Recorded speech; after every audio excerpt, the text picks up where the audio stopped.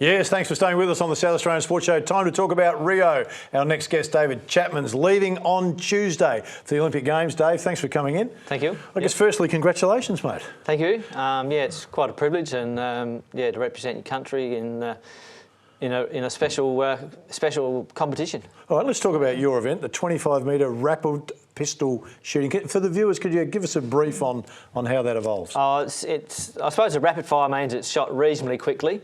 We have 5 targets set at 25 metres, and we have to shoot one shot on each target in 3 different time frames: 8 seconds, 6 and 4 seconds. To hit a bullseye? Well, the idea is to hit the 10, which is, the bullseye is at 10, so 10, 9, 8, 7, 6 is the score rings. Yeah. So, the top shooters will shoot sort of, lots of 10s in the middle. So you got to lift your arm from, and when it's all lights, red and green lights, so when the lights go green, you got to lift your arm and shoot. In the quickest time, it's 4 seconds, so you lift your arm and shoot. And you go from one to the other? So bang, bang, bang, bang, bang. Wow. All right, let's go back a little bit before we get to Rio. So 1985 for you is the first world event for you. What can you recall from your first world event? Oh, it was, I suppose what I can recall is that it was really special for me. I shot a personal best competition score.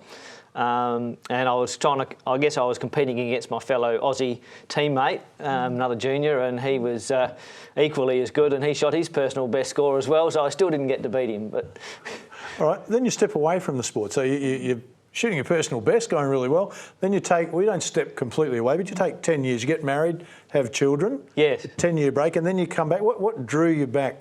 I guess I never really left. It was it's a passion, a lifelong hobby, I suppose, to some extent. But once Sydney was announced, it was probably memory went back to high school days when I was in high school, and I had a vision that I'd in the year 2000 I'd be 35 and something special was going to happen, and so. It wasn't until sort of back about 98, 97, probably 1997, a few years out from the Olympics, that vision came back to me and realised, maybe that's what God's got in plan for me. And so it was sort of, that progression wasn't really a anxiety issue for me all the way along, because I just had confidence in some respect. I had faith that, I was going to get there.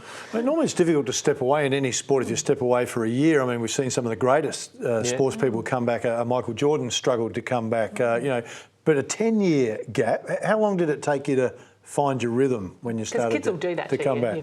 Kids will certainly mess up everything. They drive you. They keep you focused sometimes. I guess it was sort of 2 or 3 years at least of proper full-time training, and but you had to balance that with life, and you still got family to look after and responsibilities there. So it was a balancing act, and I probably certainly made some decisions where I probably would like to change, but family suffered, and I still kept going with my sport, as time gets on with Com Games and other Olympics, you still learn to get better, hopefully. Go on.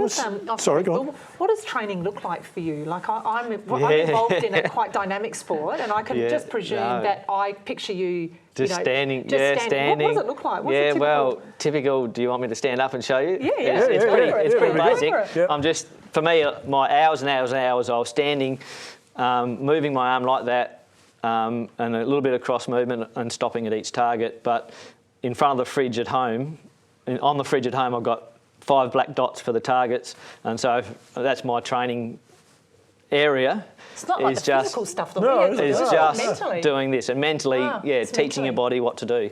And core, core strength. Yes, so has that come into it? Yes, it does. Particularly over the long-term events where you've got a stamina and ability to stand and be match fit. It's as for sport, you need to be fit enough to run and carry on for the whole 3 matches sometimes. And same with shooting. It's mental fatigue. It's and your body standing on concrete, standing in that, as a lot of people know that it is stressful on the stature of your body. What fatigues first, the standing or the holding of the arm?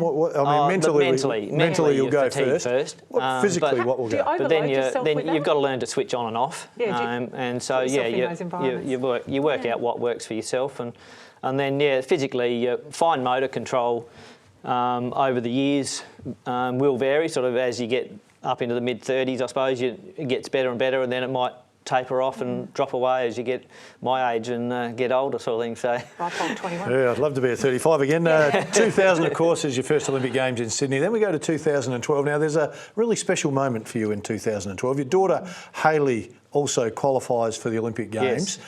The first father-daughter combination in Australian history to qualify for the Olympic Games. Now, normally as an athlete, when you qualify, it's just a relief. You know, there's an excitement, but it's a relief. What was it like when you found out you and your daughter were going to compete? Yeah, it was quite surreal in some respects, because I guess for the selection process, I knew reasonably well that I was going to make the top position before the final selections was done.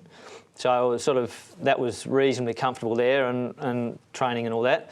And my wife and I, we were quietly confident that Hayley was going to make it. And she was overseas competing at the time, and she was on fire in performance-wise, and we were Same discipline? Yes. Yeah. Hers is 25-metre women's pistol. Yep. It's a little bit different, a bit more slow fire combination.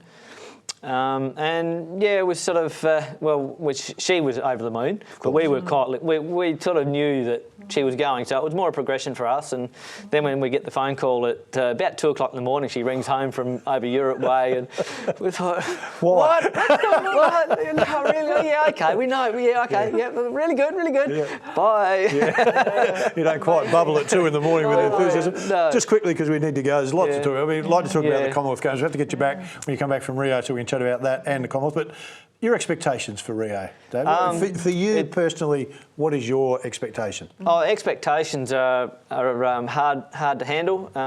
You try and be not so many expectations in your competition mode. You want to be quiet and not so anxious about it. So, but quietly, I suppose, just to equal my top training scores, which is just probably on the edge of making the finals in a normal event. So at my best, I can make the finals, and if that's the case, well then, fantastic. Then it's fully open. So well, Dave, hopefully it's a safe journey through Rio. There's always a little bit of controversy, but once you get there, as you know, the Thank you very Olympics much. take over. Appreciate your time. We need to get to a break. Stay with us. Still lots to come.